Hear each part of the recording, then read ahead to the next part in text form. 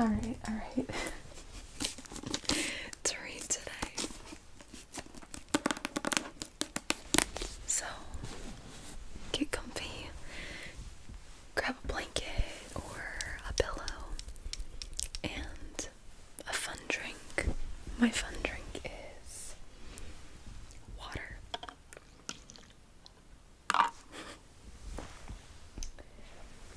Gotta hydrate. I already had coffee today, but I might have a second one, but until then I'm gonna drink my water. So grab your blankets, and without further ado,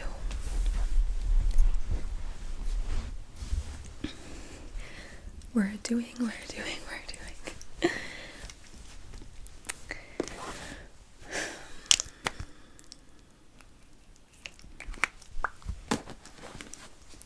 Let's get started. Today I'm reading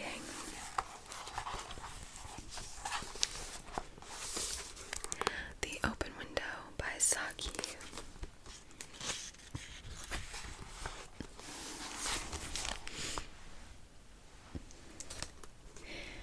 Okay.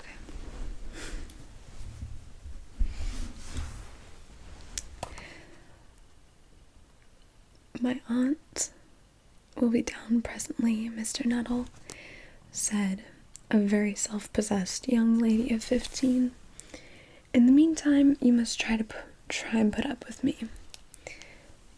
Frampton Nuttall endeavored to say the correct something which should dully flatter the niece of the moment without unduly discounting the aunt that was to come. Privately, he doubted more than ever whether these formal visits on a succession of total strangers would do so much towards helping the nerve cure which he was supposed to be undergoing. I know how it will be, his sister had said when he was preparing to migrate to this rural retreat. You will bury yourself down there and not speak to a living soul, and your nerves will be worse than ever from moping. I shall just give you letters of introduction to all the people I know there.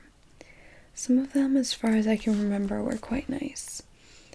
Frampton wondered whether Mrs. Sappleton, the lady to whom he was presenting one of the letters of introduction, came into the nice division.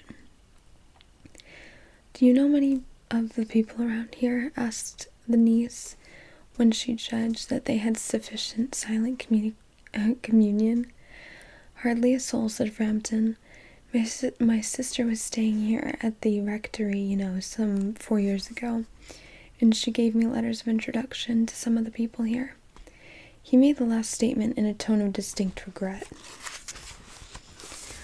Then you know practically nothing about my aunt, pursued the self-possessed young lady. Only her name and address, admitted the caller. He was wondering whether Mrs. Sappleton was in the married or widowed state, and undefiably something about the room seemed to suggest masculine habitation. Her great tragedy happened just 3 years ago, said the child. That would be since your sister's time. Her tragedy? Asked Frampton. Somehow in this restful country spot, tragedies seemed out of place. You may wonder why we keep that window wide open on an October afternoon, said the niece, indicating a large French window that opened onto the lawn. It is quite warm for the time of year, said Frampton. But has that window, got anything to do with the tragedy? Out through that window, 3 years ago to a day, her husband and her 2 brothers went off for their day's shooting. They never came back. In crossing the moor to their favorite snipe shooting ground, they were all 3 engulfed in a treacherous piece of bog. It had been that dreadful wet summer, and places that were safe in other years gave way suddenly without warning. Their bodies were never recovered. That was the dreadful part of it. Here the child's voice lost in self-possessed note and became falteringly human. Poor aunt always thinks that they will come back some day. They and the little brown spaniel that they lost with them, and walk in that window just as they used to do. That is why the window is kept open every evening till it is quite dusk. Poor dear aunt, she has often told me how they went out, her husband with his white, waterproof coat over his arm, and Ronnie, her youngest brother, singing, "Bertie, why do you bound?" as he always did to tease her, because she said it got on her nerves. Do you know, sometimes on still, quiet evenings like this, I almost get a creepy feeling that they will all walk in through that window. She broke off with a little shudder. It was a relief to Frampton when the aunt bustled into the room with a whirl of apologies for being late in making her appearance. "I hope Vera has been amusing you," she said. "She has been quite interesting," said Frampton. "I hope you don't mind the open window," said Mrs. Sappleton briskly. "My husband and brothers will be home directly from shooting, and they always come in this way. They've been out for snipe in the marshes today, so they'll make a fine mess over my poor carpets. So like you menfolk, isn't it?"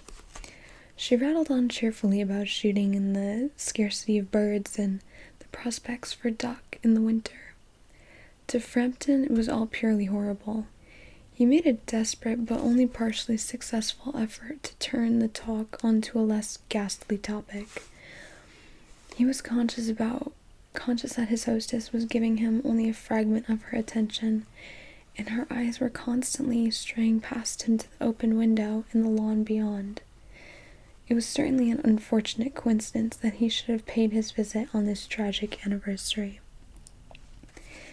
"The doctors agree in ordering me complete rest, an absence of mental excitement, and avoidance of anything in the nature of violent physical exercise," announced Frampton, who labored under the tolerably widespread delusion that total strangers and chance acquaintances are hungry for the least detail of one's ailments and infirmities, their cause and their cure. "On the matter of diet they are not so much in agreement," he continued. "No?" said Mrs. Sappleton in a voice which only replaced a yawn at the last moment. Then she suddenly brightened into alert attention, but not to what Frampton was saying. "Here they are at last," she cried, "just in time for tea. And don't they look as if they were muddy up to the eyes?"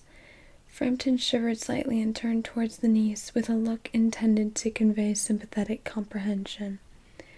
The child was staring out through the open window with dazed horror in her eyes. In a chill shock of a nameless fear, Frampton swung around in his seat and looked in the same direction. In the deepening twilight, 3 figures were walking across the lawn towards the window.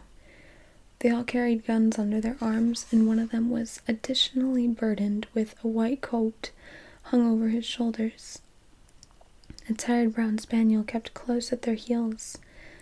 Noiselessly they neared the house, and then a hoarse young voice chanted out of the dusk, "I said, Bertie, why do you bound?"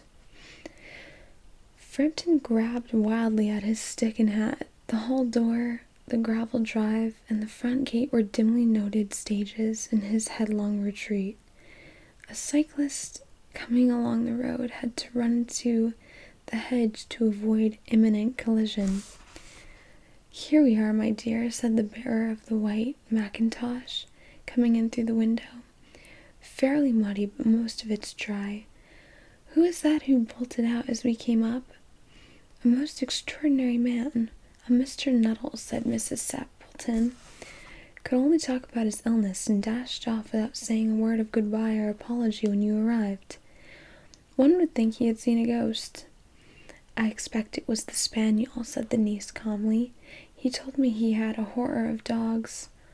He was once hunted into a cemetery somewhere on the banks of the Ganges by a pack of pariah dogs and had to spend the night in a newly dug grave with the creatures snarling and grinning and foaming just above him.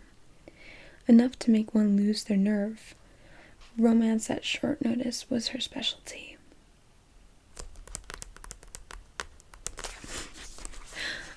I guess I didn't realize how short that was. Alright.